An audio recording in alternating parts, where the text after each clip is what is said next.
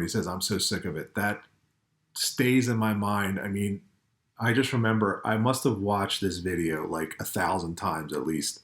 Um,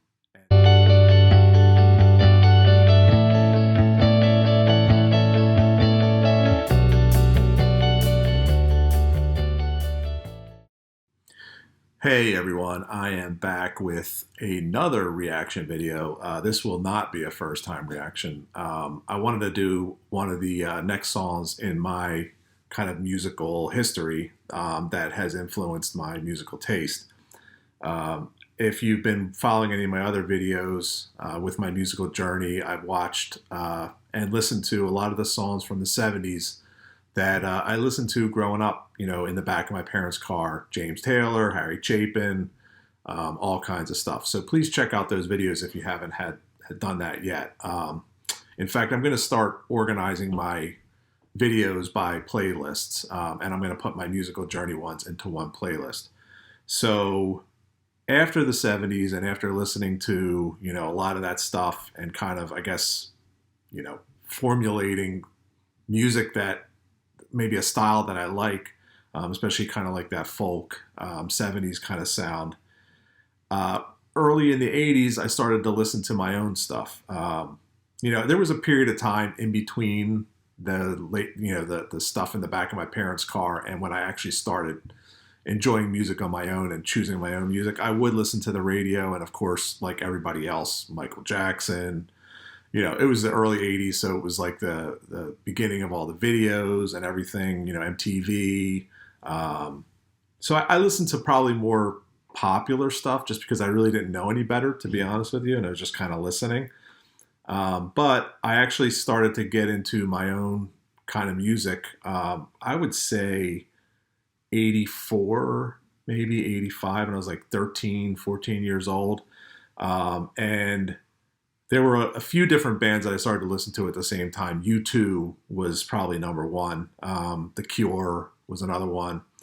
And New Order, and maybe a couple other ones. And I'll be sharing some of my videos or some my experiences as I watch some of their videos. I hadn't gone to any concerts yet, but I saw this one, and this is going to be U2's Sunday Bloody Sunday from Under a Blood Red Sky, which if you have not seen this concert, it's an absolute must. I think it was in 83, somewhere around there, you know, and it was recorded at Colorado, this place called Red Rocks, an amazing place for a show. I've actually been to tons and tons of concerts, but I've never seen a concert there. But this performance is just one of my all-time favorites, and you have to watch it from beginning to end. But this is, I think, the first song, and for a lot of people that, you know, I remember from hearing from this band and just, you know, falling in love with them really. And you'll see when I watch this video just how incredible it is if you haven't already seen it. And if you have, I'm sure it'll be nice to watch it again along with me. So let's watch U2 Sunday Bloody Sunday from Under a Blood Red Sky. This song is not a rebel song. This song is Sunday Bloody Sunday.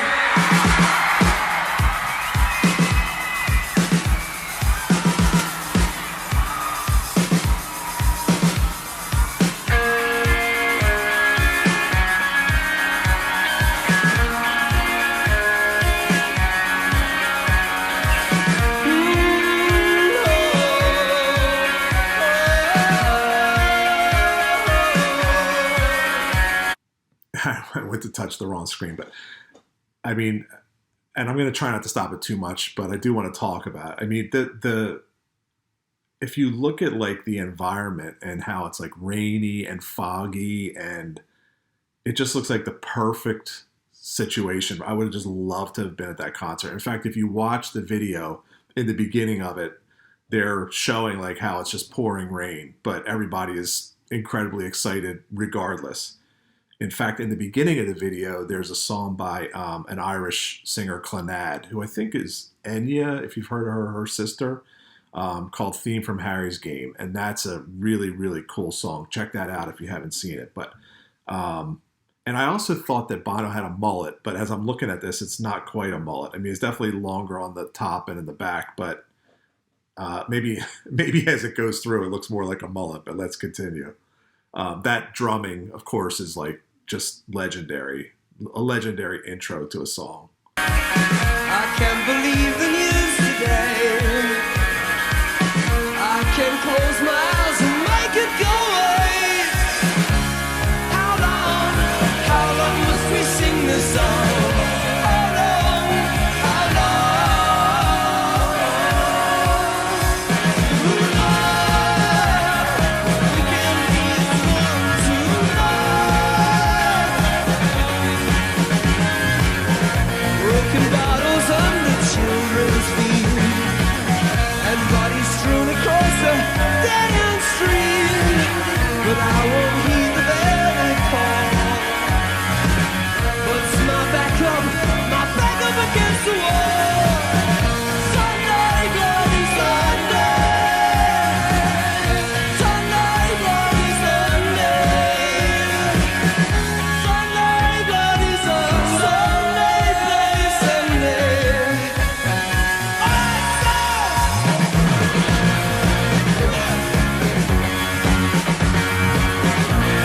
The battle's just begun.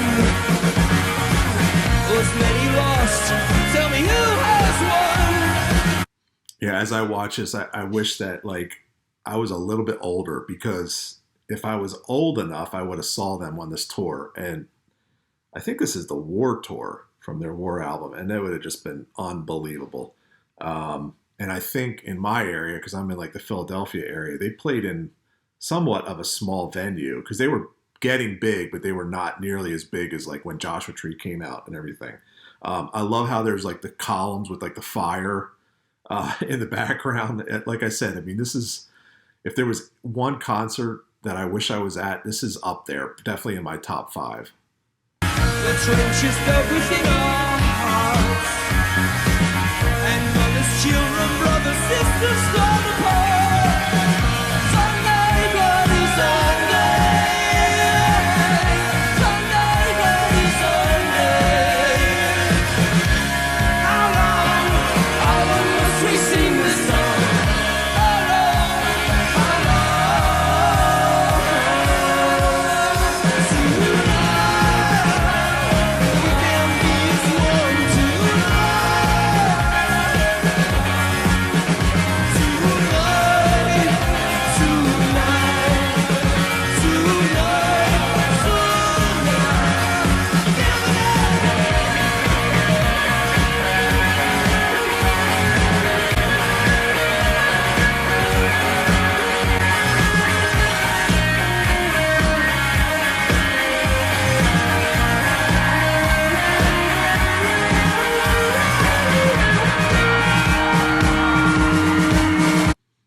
Before it gets into this awesome part, a couple things. Like, obviously, the meaning of the song is, well, I don't even know if I want to get into that because that's a long story. But obviously, it's a very sad, and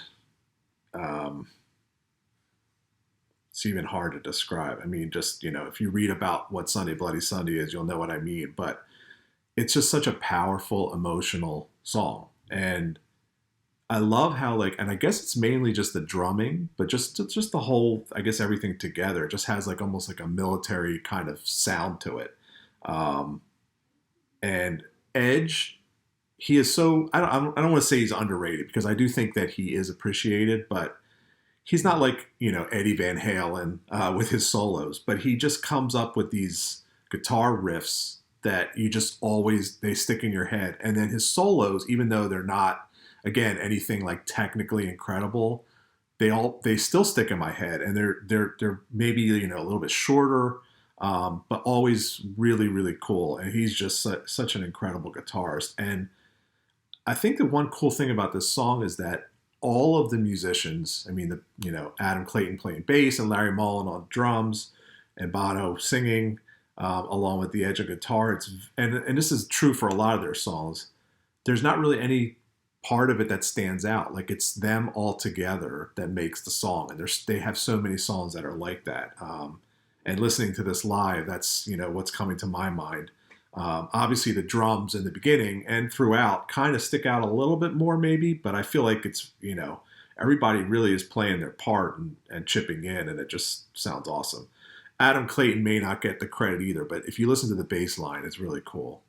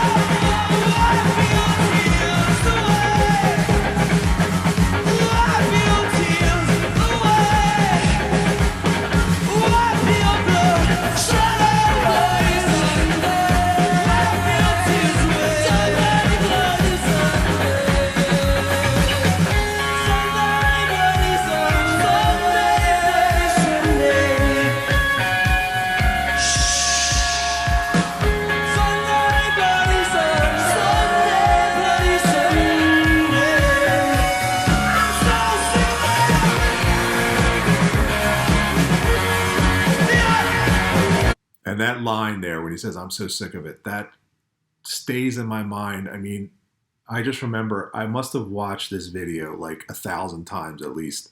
And that particular moment in that song just stays in my head and gives me chills to this day. Have to watch it again.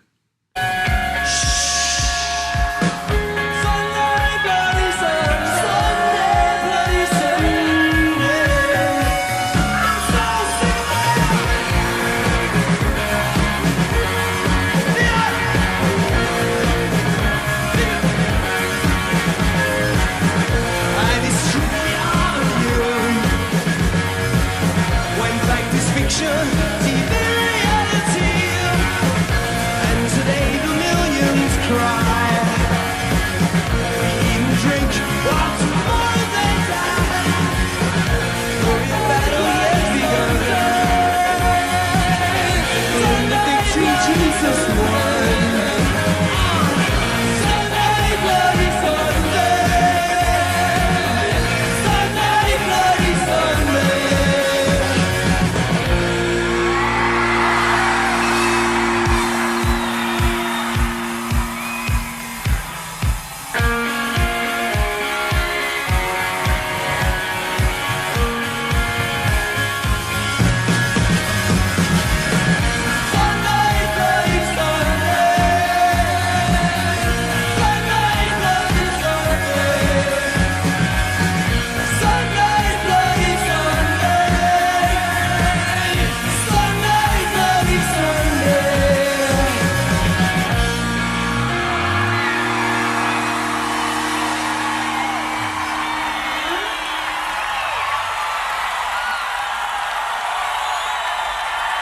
Absolutely perfect. I mean, to me, that is just a perfect song. Wow. Just brings back so many memories.